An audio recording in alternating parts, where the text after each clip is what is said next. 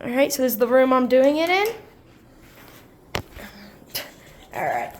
So the first question deals with the BRCA1 protein. And now BRCA1 is a transcription factor. I'm just going to write it right here. And transcription factors work in the nucleus right after they undergo transcription. And now BRCA1 ultimately binds and prevents DNA, fixes DNA repair.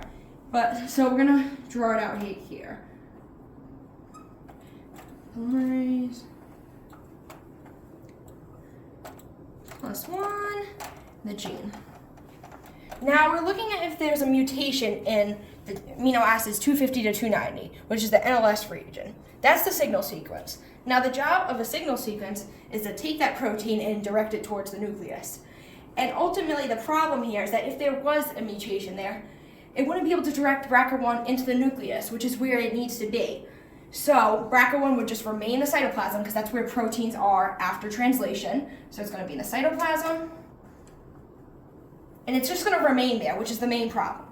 Now, this is going to affect the BRCA1 from binding to the DNA and fixing any repair or damage that has occurred. And the problem with this is that it can create potentially tumors along with other problems, which can ultimately lead to cancer. Now, the second one we're looking at is a mutation in exon 5 of LDLR.